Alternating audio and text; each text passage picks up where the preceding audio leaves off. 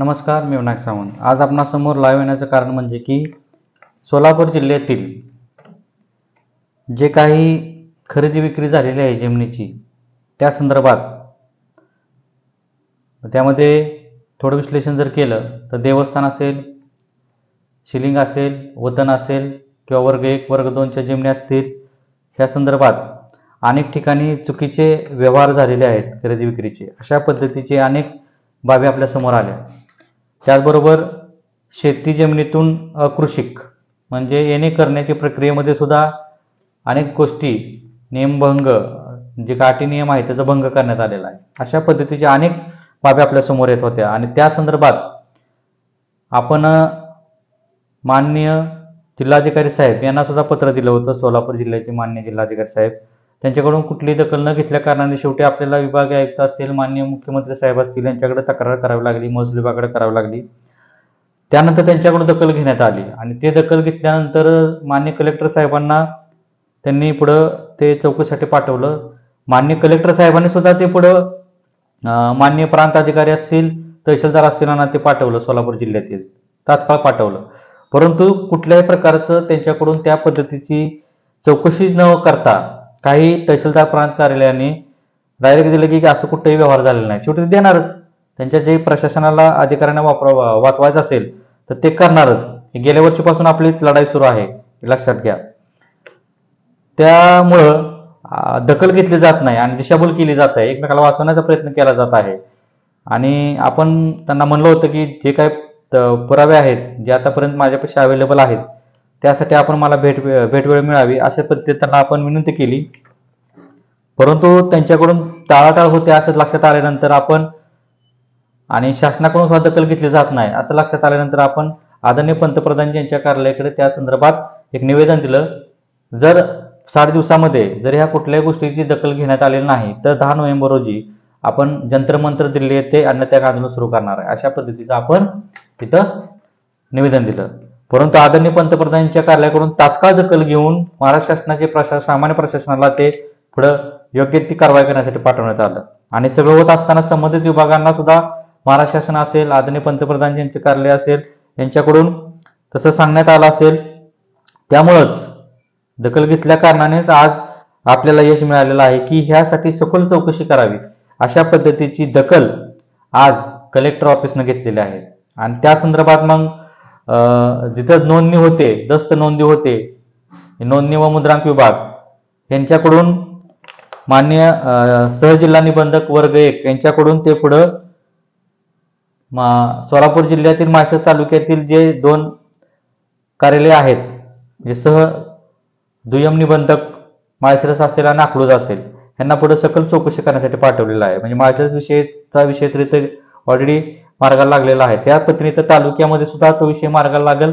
आणि जिथं अशा पद्धतीची खरेदी विक्री चुकीची झालेली आहे त्यामध्ये अनेक गोष्टी आहेत, चुकीची कागद जोडणं अशा प्रकरण आहेत. आता आपण सध्या बघतोय ह्या वर्षी 2-3 महिन्यामध्ये बेकायदेशीर खरेदी विक्रीचे व्यवहार अनेक पुढे येत आहेत, हे आपण बघतोय.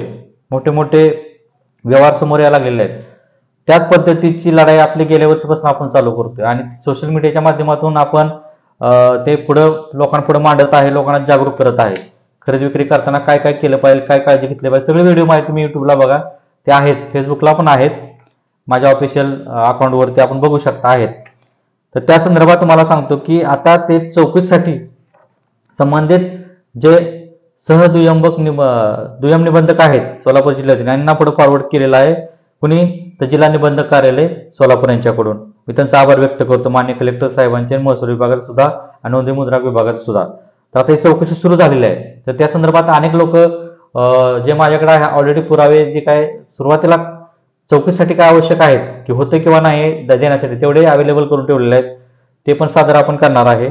त्याचबरोबर माझं असं ह्या लाईव्हच्या माध्यमातून सर्व नागरिकांना सोलापूर जिल्ह्यातील माझी विनंती आहे की जर अशा पद्धतीचे चुकीचे कुठे व्यवहार झाले असतील, मग ते देवस्थान असेल, सिलिंग असेल, वतन असेल किंवा वर्ग 1 वर्ग 2च्या जमिनीची खरेदी विक्री असेल, त्याचबरोबर शेती जमिनीतून येणे करण्याच्या करण्याच्या खरेदी विक्रीमध्ये काय झालेलं असेल चुकीची कागद जोडून, असं तुम्हाला तुमच्याकडे काही असेल किंवा तुमच्यावर असा अन्याय झाला असेल तर आपण समोर आलं पाहिजे. तर ह्या लढाईमध्ये सगळ्यांनी अजून सामील झालं पाहिजे आणि जेणेकरून जास्तीत जास्त प्रशासनाकडे आपण ह्याविषयी अजून जास्त पुराव्याने आणि जास्त शेतीचं जास्त रद्द कसे होतील चुकीचे, जे चुकीचं झालेलं आहे ते रद्द होऊन मूळ मालकाला ते कसं मिळेल आणि त्यांच्यावर झालेला अन्याय कसा दूर होईल यासाठी आपल्याला लढावं लागणार आहे. तर ही लढाई माझी वैयक्तिक नसून ही सर्वसामान्य लोक आहेत ज्यांच्यावरती अन्याय झालेला आहे. या धनदाटलेल्या लोकांनी चुकीचे व्यवहार करून अधिकाऱ्यांना हाताला धरून असे काही व्यवहार केले आहेत की त्या व्यवहारामुळे गोरगरिबांच्या अतिशय नुकसान झालेलं आहे. कारण स्थावर मालमत्तामध्ये जमीन लक्षात घ्या, त्या जमिनीत जर अशा पद्धतीला फ्रॉड होत असेल, त्याच्यावर अन्याय होत असेल तर त्यांच्या भविष्य पिढीला किती अन्याय सहन करावा लागणार आहे हे आपल्याला लक्षात आलं पाहिजे. म्हणून सर्व लोकांनी तात्काळ यासाठी पुढे आलं पाहिजे. त्यासाठी माझा व्हॉट्सअप नंबर घ्या आणि किंवा कॉल करा. कॉल नाही उचलला तर व्हॉट्सअप करा. तर माझं तुम्हाला आव्हान आहे की तुमच्याकडे काय पुरावा असेल तर तुम्ही लवकरात लवकर पुढे या आणि सादर करा. ते पण पुढे नेले जातील आणि 100% तुम्हाला कसा न्याय मिळेल यासाठी आपल्याला प्रयत्न करावा लागणार आहे. आदरणीय माननीय कलेक्टर साहेब असतील, माननीय महसूल मंत्री असतील महाराष्ट्र शासनाचे, त्याचबरोबर नोंदणी व मुद्रा विभागाचे संबंधित वरिष्ठ अधिकारी असतील, माननीय मुख्यमंत्री साहेब असतील, आदरणीय पंतप्रधान कार्यालय असेल, यांच्याकडून या सगळ्या गोष्टीची दखल घेतल्या कारणाने आता आपल्याला न्याय मिळेल हीच भूमिका आहे. संबंधित अधिकाऱ्यांवर सुद्धा जे कोण असतील, मग ते तलाठी असू द्या, मंडळ असू द्या, तहसील असू द्या किंवा प्रांत कार्यालयातील अधिकारी असू द्या, ज्यांनी चुकीची किंवा नोंदणी विभागातील अधिकारी असू द्या, यांनी जी चुकीच्या पद्धतीने जी खरेदी विक्री किंवा आदेश काय दिले असतील, काही केलं असेल तर त्यांच्यावर सुद्धा कारवाई झाली पाहिजे यासाठी आपला प्रयत्न सुरू आहे. तर लवकरात लवकर पुढे या हीच या माध्यमातून विनंती करतो. आणि माझा व्हॉट्सअप नंबर घ्या किंवा फोन करा 9403 87 48 85 9403 87 48 85. याला तुम्ही कॉल करा किंवा व्हॉट्सअप करा. कॉल नाही उचलला तर ओके. जय हिंद, जय महाराष्ट्र. धन्यवाद.